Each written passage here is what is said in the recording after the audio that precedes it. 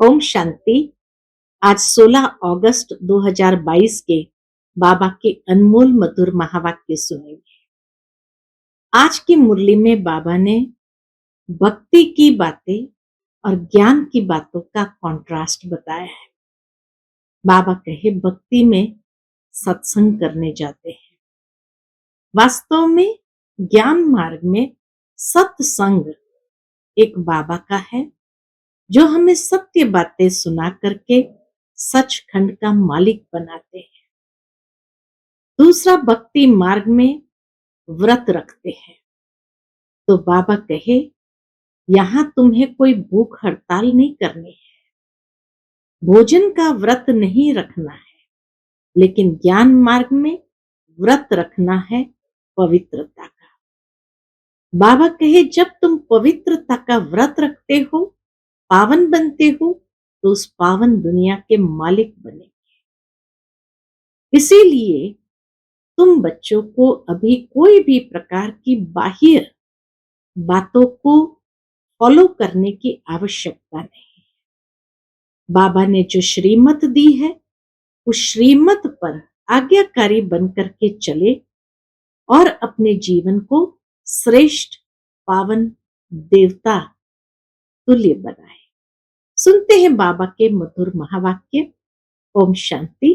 मीठे बच्चे, तुम्हें पवित्र रहने का व्रत लेना है, बाकी निर्जल रखने, भूख हड़ताल आदि करने की जरूरत नहीं। पवित्र बनो तो विश्व का मालिक बन जाएंगे। आज की मुरली से प्रश्न है, इस समय दुनिया में सबसे अच्छे कौन है और कैसे? उत्तर है, इस दुनिया में इस समय सबसे अच्छे गरीब है, क्योंकि गरीबों को ही बाप आकर मिलते हैं।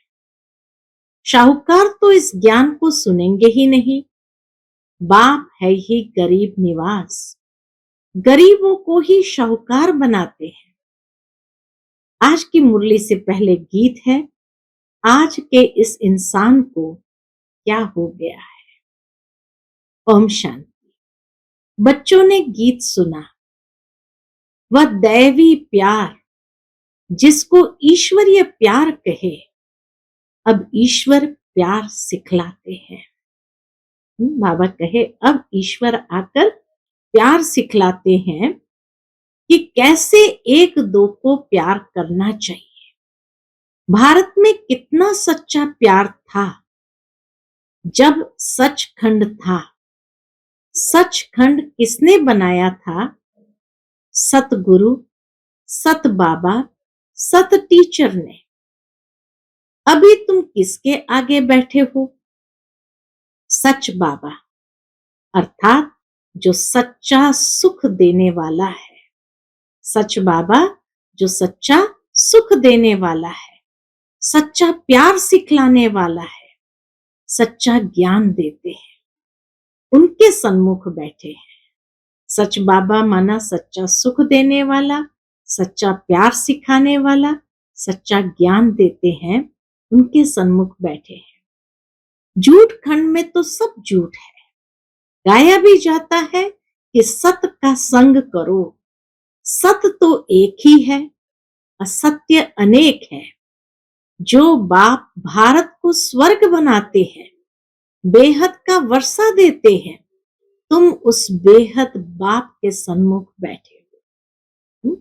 जो बाप भारत को स्वर्ग बनाते हैं, बेहद का वर्षा देते हैं, तुम उस बेहद बाप के सन्मुख बैठे हो, जो फिर से हमको बेहद की बादशाही देने आए हैं।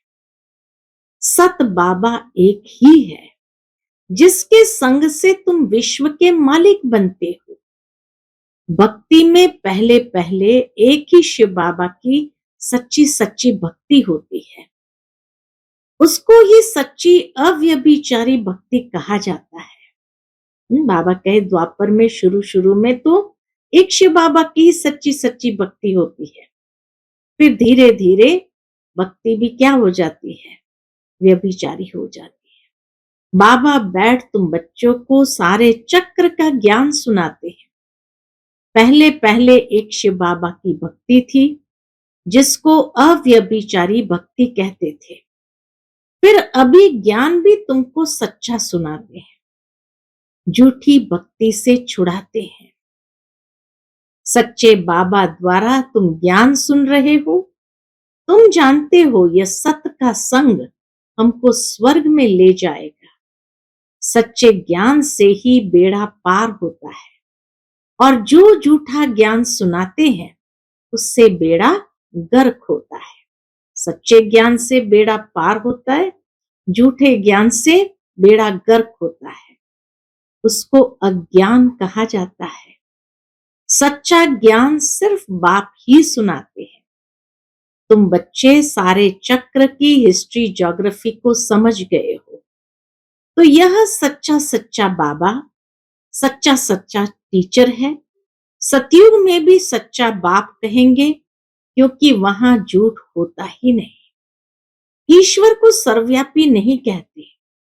झूठ तो तब शुरू होता है जब झूठ बनाने वाले 5 विकार आते हैं।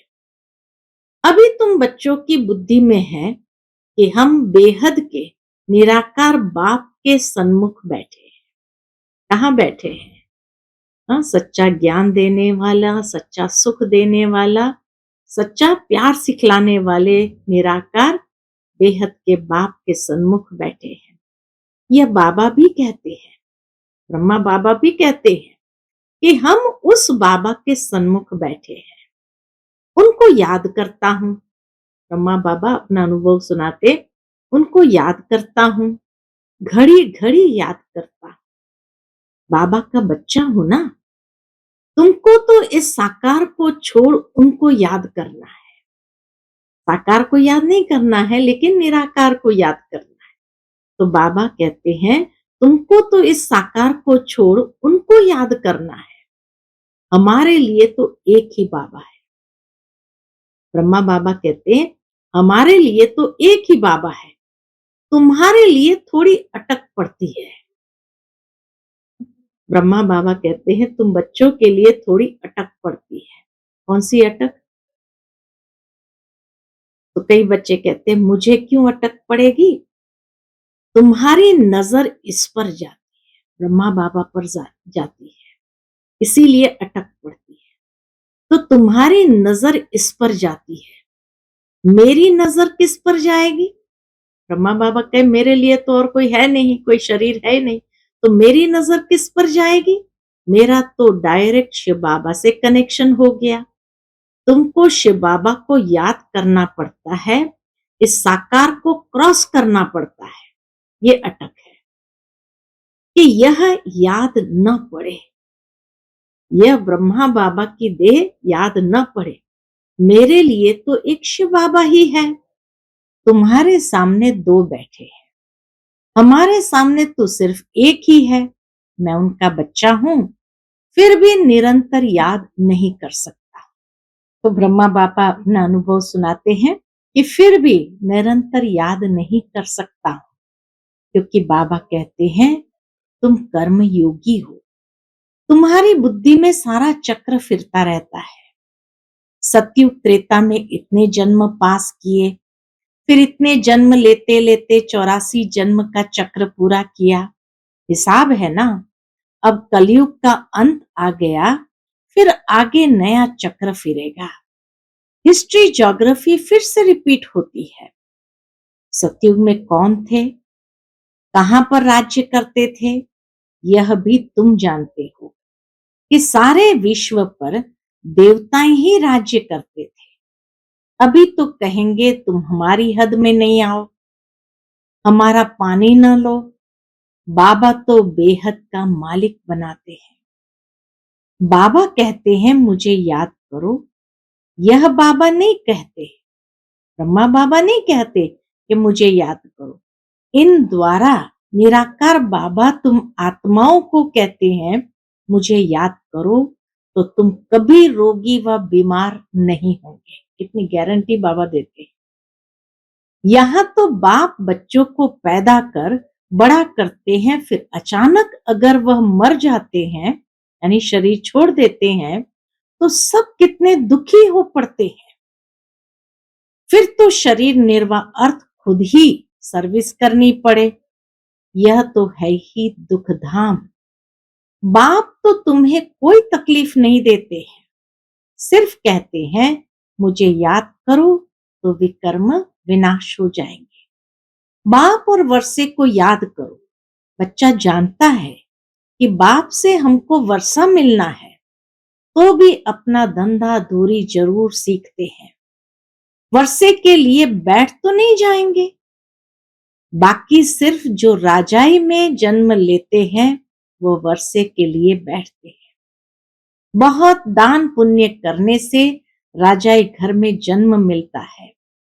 राजाई ही संभालनी पड़े, वह राजाएं तो पतित है।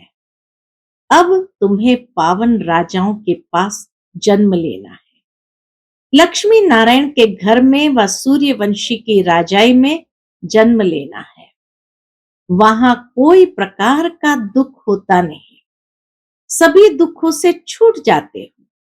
बाबा आकर धीरज देते हैं। अभी यह अंतिम जन्म है, तुम्हारी तो जन्म जन्मांतर से ये हालत होती आई है। बच्चे गिरते ही आए हैं दुखधाम में। सुखधाम कहां से आए? यहां तो दुख बहुत है, सुख अल्पकाल का है। दुख बहुत है, सुख अल्पकाल का है।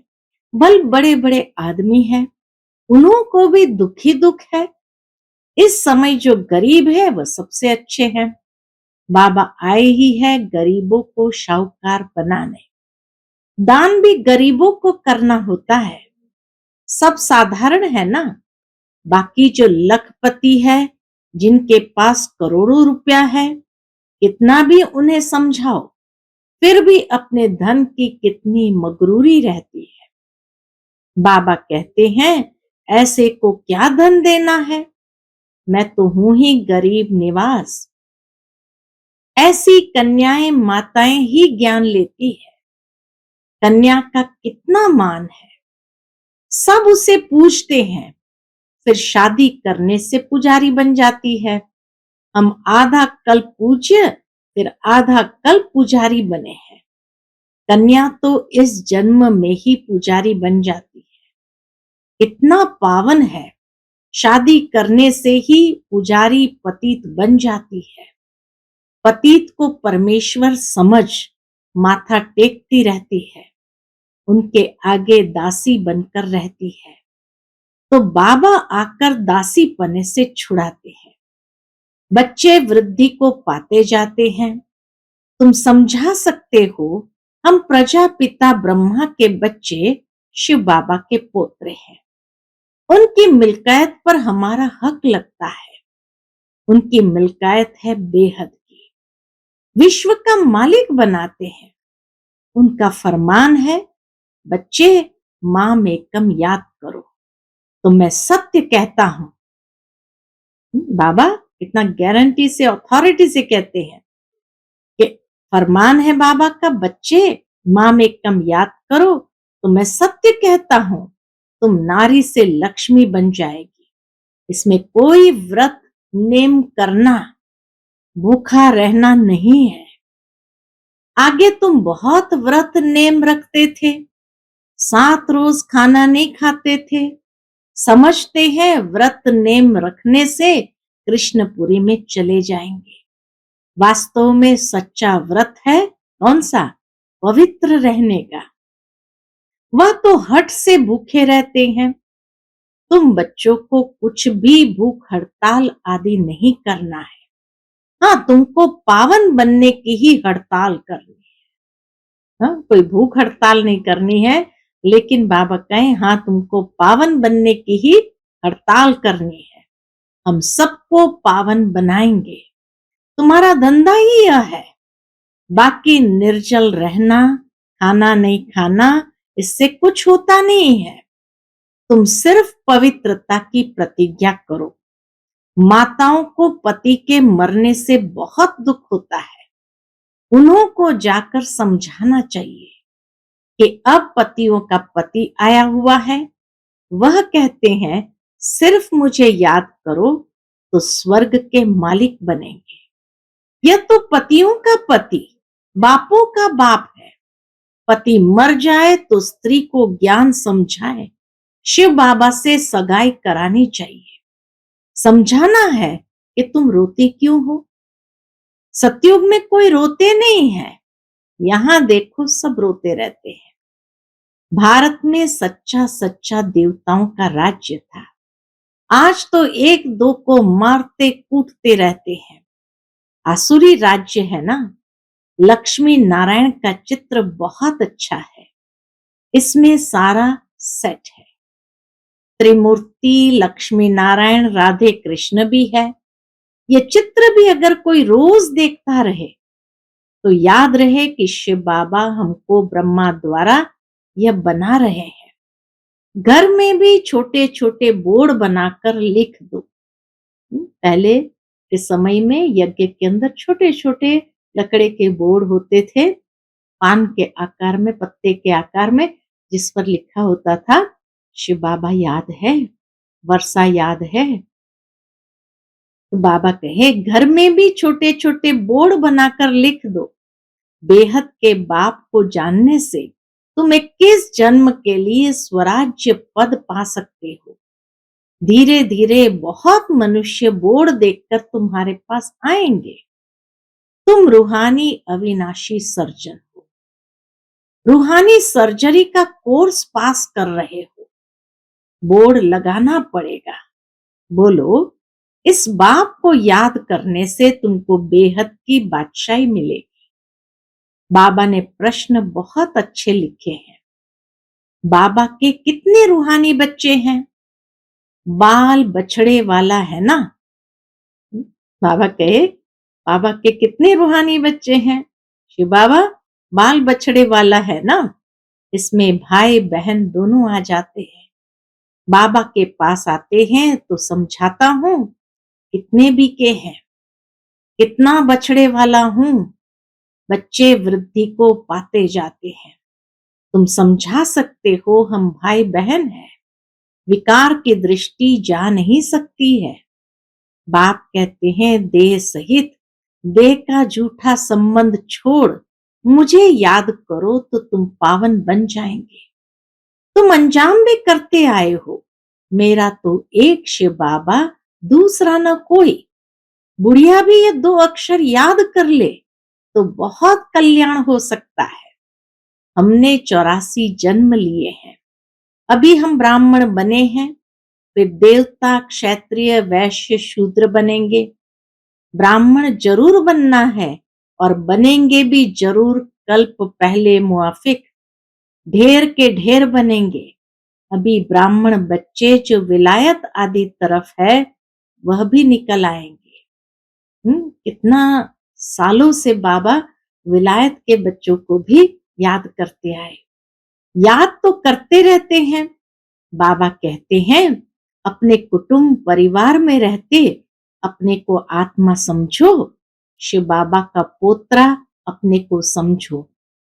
हम ब्राह्मण सो देवता बनेंगे, हम शिव बाबा के पोत्रे हैं। तो बाबा कहे शिव बाबा का पोत्रा अपने को समझो, हम ब्राह्मण सो देवता बनेंगे।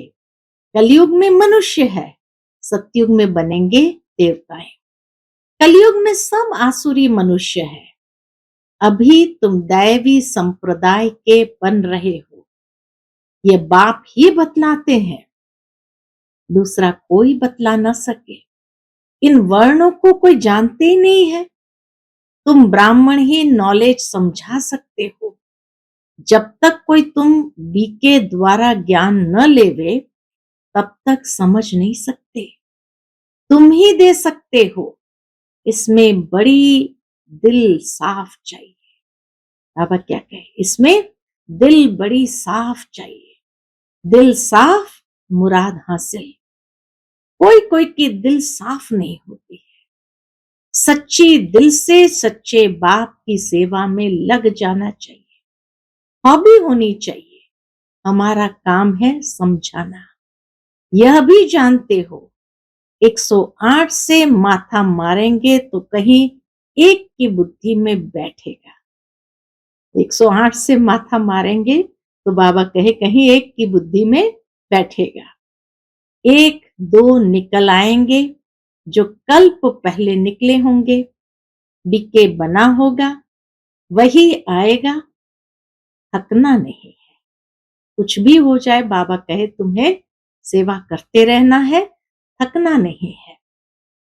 तुम मेहनत करते रहो, कोई ना कोई निकल ही पड़ेगा। कहां भी जाओ, मित्र संबंधी के पास जाओ, शादी मुरादी में जाओ, हर एक के कर्म अनुसार राय दी जाती है। मुख्य है पवित्र रहने की बात। कहां बाहर खाना भी पड़ता है। अच्छा बच्चे, शिव बाबा की याद में रहेंगे तो माया का असर नहीं होगा। लेकिन ये श्रीमत बाबा की किसको है? लाचारी हालत में जिसको खाना पड़ता है। बाबा सबको छुट्टी नहीं देते हैं। दूसरे सेंटेंस में बाबा ने स्पष्ट कर दिया, बाबा सबको छुट्टी नहीं देते हैं, लाचारी हालत में देखा जाता है, नहीं तो नौकरी छूट जाएगी। हर एक को अलग अलग राय दी जाती है। दुनिया बहुत खराब है। कईयों के साथ रहना होता है। एक कहानी भी है। गुरु ने चेले को कहा, शेर की गुफा में रहो, वैश्या के पास रहो, परीक्षा लेने भेजा।